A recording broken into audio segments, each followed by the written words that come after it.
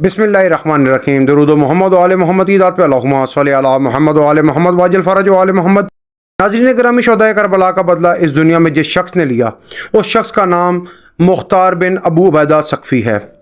मुख्तार बिन अबू उबैदा सकफ़ी तारीख़ के उन चंद हुक्मरानों में से एक थे जिन्होंने बनु उमैया के खिलाफ तलवार उठाई और वाक़या करबला में मुलविस इमाम हुसैन अलैहिस्सलाम के मुखालिफिन और कातिलों से बदला लिया।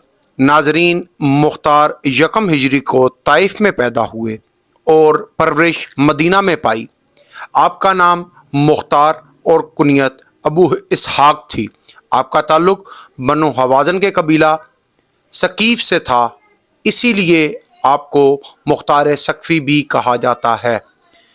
आपके वालिद का नाम अबू उबैदा सकफ़ी था, जिन्हें हज़रत उमर ने इराक़ की एक मुहिम में सिपह सालार बनाकर भेजा था, जहां वो शहीद हो गए।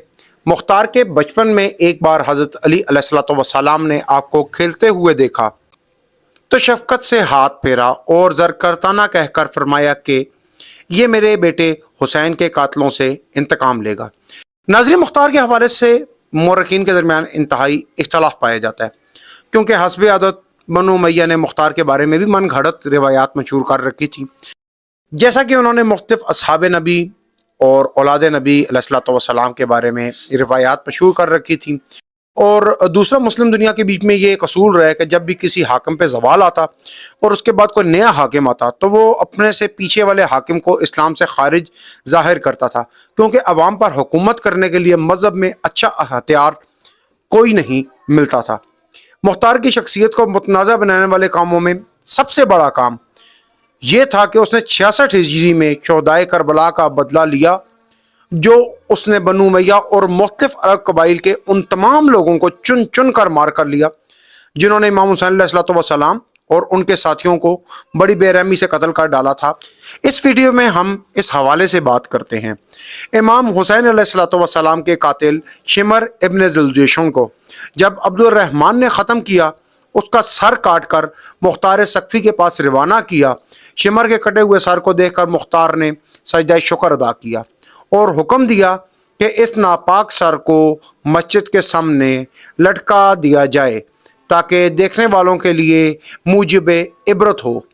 बाद अज़ां उसके सर को खोलते हुए तेल में जलाकर राख किया गया। ये बदकार तमाम वाक़या करबला का अहम मुजरिम था। इस तरह ये खबीस अपने अंजाम को पहुँचा। नजरीन ग्रामी, जब कूफा वालों के खतूत के जवाब में हज़रत इमाम हुसैन अलैहिस्सलाम ने जनाब हज़रत मुस्लिम बिन अकील अलैहिस्सलाम को कूफा रवाना किया, तो कूफा में जिस शख्सियत ने सबसे पहले इमाम हुसैन अलैहिस्सलाम के चचाजाद भाई हज़रत मुस्लिम बिन अकील को अपने घर पनाह दी, वो मुख्तार बिन अबू उबैदा सकफ़ी थे। उस वक्त मुख्तार इतनी ज़्यादा ताकत में नहीं थे। उबैदुल्लाह इब्न ज़ियाद, जो कि एक बदकार औरत मरजाना की औलाद था और इब्न मरजाना के नाम से भी मशहूर था, की हुकूमत जब आई और जब उसे यजीद ने कूफे का गवर्नर बनाकर रवाना किया, तो हज़रत नुमान बिन बशीर, जो कि सहाबी रसूल थे, को माजूल किया। तो इब्न ज़ियाद ने जिन लोगों को गिरफ़्तार करके कैद में डाला था ताकि इमाम हुसैन अलैहिस्सलाम की मदद से रोका जा सके, उनमें मुख्तार भी शामिल थे।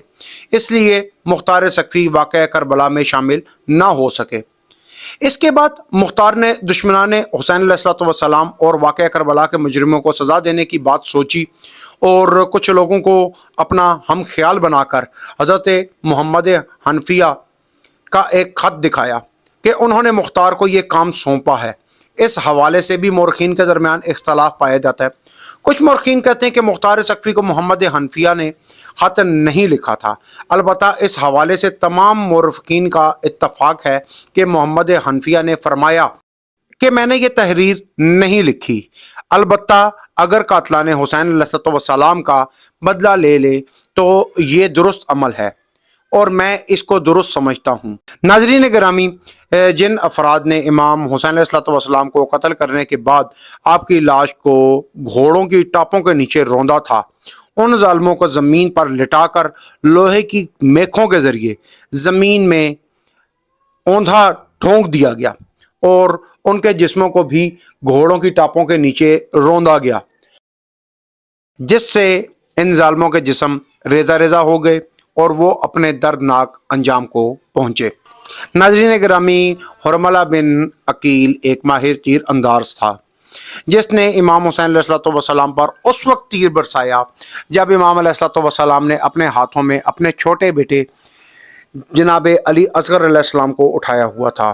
جناب علی اصغر علیہ السلام 6 ماہ کے تھے جب یہ واقعہ کربلا پیش آیا، جب بدبخت حرملہ سے بدلہ لیا گیا تو اس پر بے شمار تیر برسائے گئے۔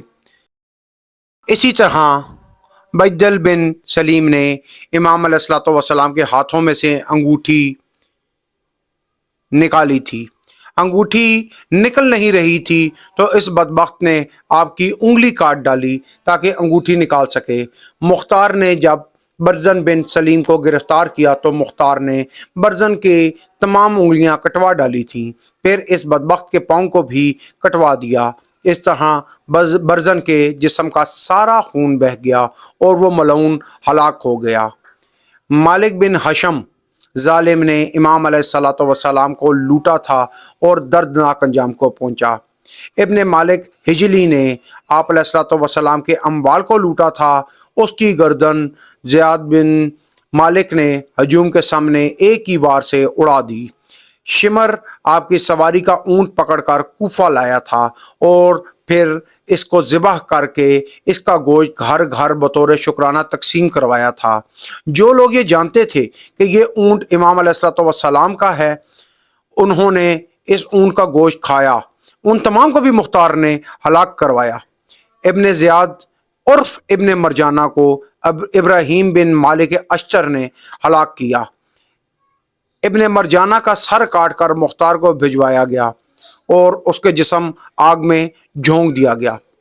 اس کے قتل کے بعد ابن مفرح جو کہ ایک مشہور شاعر تھا نے ابن مرجانہ کی مذمت میں اشعار لکھے جن کا خلاصہ یہ ہے کہ خدا نے اس خبیث بدنسلے اور بدبخت کو اس کے اعمال کی سزا دی ہے اور اس کے قتل سے سارے لوگ خوش ہیں۔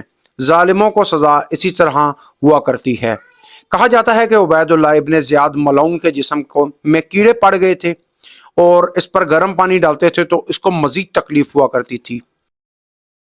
ابن مرجانہ اسی عذاب میں مبتلا تھا کہ مختار کو اس پر مسلط کیا گیا۔ جب امام حسین علیہ الصلوۃ والسلام میدان کربلا میں تنہا رہ گئے تھے اور آپ کے جسم مبارک زخموں سے چور چور ہو چکا تھا، یہاں تک کہ آپ کھڑے نہیں ہو پا رہے تھے، اس وقت ایک ملعون جس کا نام سنان بن انس تھا، اس نے آپ کے سینہ مبارک پر نیزے سے وار کیا جس سے آپ زمین پر گر پڑے تھے۔ سنان کے پکڑے جانے کے بعد مختار نے حکم دیا کہ اس کی انگلیوں کو کاٹا جائے اور کھولتے ہوئے تیل میں ڈال کر اس کے جسم کو جلا دیا جائے، اور ایسا ہی کیا گیا۔ اب باری آتی ہے ملعون عمر ابن سعد ابن ابی وقاص کی۔ عمر سعد کا کردار واقعہ کربلا میں سب سے اہم اس لیے تھا کہ وہ یزید کی فوج کا سپہ سالار تھا۔ مختار کی فوج کے ایک سپہ سالار ابو عمیر نے اس ملعون کو فی النار کیا اور اس کا پلید سر مختار کے سامنے پیش کیا گیا۔ جب اس کا نجس سر مختار کے سامنے لا کر رکھا گیا تو اس وقت مختار کے دربار میں عمر سعد کا بیٹا بھی موجود تھا۔ مختار نے جلاد کو بلوا کر اس ملعون کے بیٹے کا سر بھی تن سے جدا کروانے کا حکم دیا، کیونکہ وہ اپنے باپ کے ہمراہ کربلا میں موجود تھا اور واقعہ کربلا میں اپنے باپ کا شریک کار تھا۔ یعنی جن جن لوگوں نے میدان کربلا میں ظلم کیا سب کا انجام عبرتناک ہوا، اور ان سے جس نے بدلہ لیا وہ صرف مختار اور اس کا گروہ ہی تھا۔ کربلا میں ظلم کرنے والے یا تو مختار کے ہاتھوں قتل ہو گئے یا پھر بچ جانے والے خدا کے حکم سے اندھے ہو گئے تھے۔ ابن کثیر، تاریخ طبری اور ابن عساکر وغیرہ میں ان ظالموں کے حالات و واقعات کو تفصیل سے بیان کیا گیا ہے کہ اللہ رب العزت نے ان ظالموں کو اس ظلم کے بدلے عبرتناک سزا تک پہنچایا۔ ناظرین گرامی، مختار کے حوالے سے مورخین کے درمیان کافی اختلاف پایا جاتا ہے، لیکن جو معتدل مورخین ہیں ان کے مطابق مختار ایک دیندار اور ایک پرہیزگار نیک شخص تھا، جبکہ بعد میں بنو عباس کے مورخین لکھتے ہیں کہ مختار نے جھوٹی نبوت کا دعویٰ کیا، اس لیے وہ ایک کذاب ہے۔ مگر معتدل مورخین کی بڑی تعداد اس بات کو نہیں مانتی کہ مختار نے کوئی اس قسم کا دعویٰ کیا ہو۔ وہ صرف یہ جانتے ہیں کہ مختار اللہ کا برگزیدہ بندہ تھا۔ ناظرین گرامی، آپ کو ہماری آج کی یہ ویڈیو پسند آئی ہوگی۔ اجازت چاہتے ہیں، اللہ حافظ۔